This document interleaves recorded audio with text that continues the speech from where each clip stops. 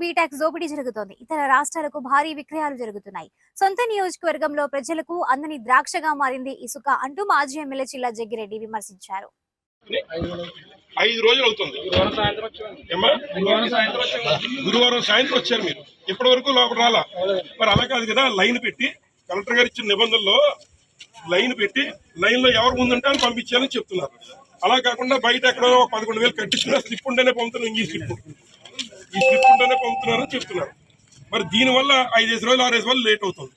అమాయకులు ఎవరన్నా ప్రభుత్వం ద్వారా ఉచిత ఇసుక దొరుకుద్దేమో అని చెప్పి ఇక్కడికి వస్తే వారికి 5 రోజులు లారీ ఇక్కడ పెట్టుకునే పరిస్థితి ఏర్పడుతుంది.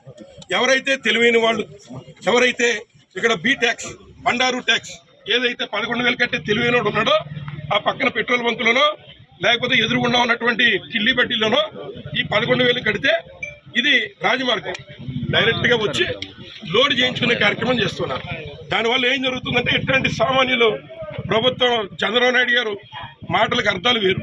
ఆయన ఉచితం అంటే దాని యొక్క విలువ 11,000 తెలియట్లేదు. పాపం వాళ్ళకి ఉచితంగా వేస్తారేమో అని చెప్పి వాళ్ళు వచ్చారు. 5 రోజులు లారీ ఇక్కడ పెట్టుకుని డ్రైవర్కి ఒక్కొక్కరికి రోజుకి 2,000 జీతాలు ఇచ్చి ఉన్నటువంటి డ్రైవర్లంతా కూడా నాశనం అవుతున్నారు.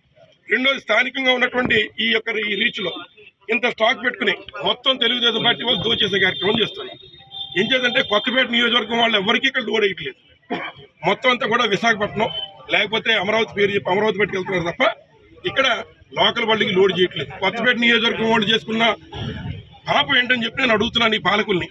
కొత్తపేట నియోజకవర్గం వాళ్ళు మీకు కట్టాల్సింది కట్టినా మరి ఎవరైతే 10,000 చిరంజీవి ఇతను కట్టాల్సిన డబ్బులు కట్టి ఇక్కడికి వస్తే ఒక దళితుడైనటువంటి వాడు, చిరంజీవి అయినటువంటి వాడు లారీ కొనుక్కుని పాపం దాని మీద జీవనాధారం సాగిస్తూ ఉంటే అతనికి లోడ్ చేసిన లారీ అన్లోడ్ చేయించి మళ్ళీ వెనక్కి పంపించేసే కార్యక్రమం చేస్తున్నారు. ఇది తెలుగుదేశం పార్టీకి సంబంధించిన ఆస్తి అని అడుగుతున్నాను నేను. ఎవరు వచ్చినా ఇసుక ఇవ్వాల్సిన బాధ్యత ప్రభుత్వానికి ఉంటుంది.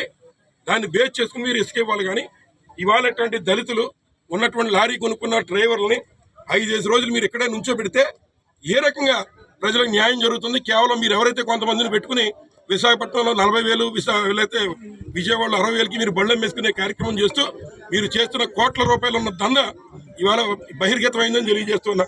ఈ స్లిప్ ఏంటో మరి డిపార్ట్మెంట్ వారు కూడా ఎంక్వైరీ చేయాలి. ఇది బీటాక్సా, గతంలో జే ట్యాక్స్ అన్న, ఇప్పుడు మరి ఇది బీటాక్స్ అని అడుగుతున్నాం. బండారు ట్యాక్సా, లేకపోతే చంద్రబాబు నాయుడు గారి ట్యాక్సా, లేకపోతే విజనరీ గారి ట్యాక్సా చెప్పాలి ప్రభుత్వానికి.